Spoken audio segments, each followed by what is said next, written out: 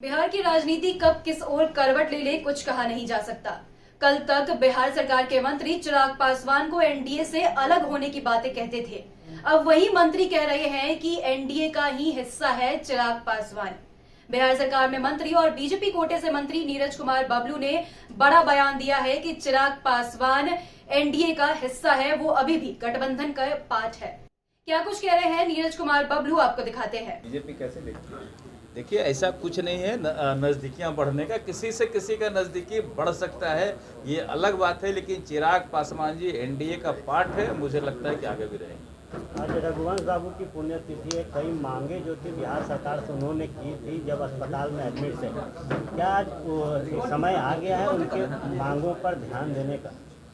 देखिए, जितने भी लीडर रहे हैं, हम लोग वो नहीं देखते हैं कि किस पार्टी के रहे हैं। कोई व्यक्ति भी अगर सुझाव अच्छा देता है, अच्छा डिमांड करता है, लगता है विकास के काम की बात करता है, तो हम लोग हर चीज़ पर ध्यान देते हैं कि विकास का काम होना चाहिए। वो कौन मांग रहे हैं, नहीं मांग रहे हैं, मांगे उठती है और कोई बड़े नेताओं का अगर डिमांड होता है तो हम लोग जरूर प्रयास करते हैं उसका पूरा करने का। आपने सुना नीरज कुमार बबलू को, उन्होंने बड़ी बात कह दी है कि चिराग पासवान अभी भी गठबंधन का हिस्सा है। दरअसल आपको बता दें कि राजद के प्रवक्ता मृत्युंजय तिवारी ने एक बयान दिया था कि तेजस्वी यादव और चिराग पासवान की नजदीकियां जो है वो बढ़ रही है।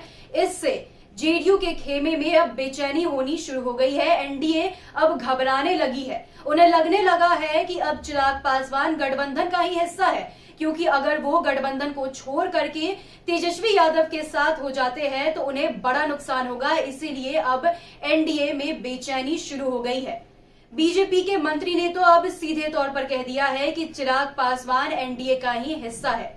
दरअसल आपको बता दें कि रविवार को स्वर्गीय रामविलास पासवान की पुण्यतिथि थी। इस मौके पर बीजेपी के कई मंत्रियों ने इस कार्यक्रम में भाग लिया, जो कार्यक्रम राजधानी पटना में चिराग पासवान के आवास पर हुआ था।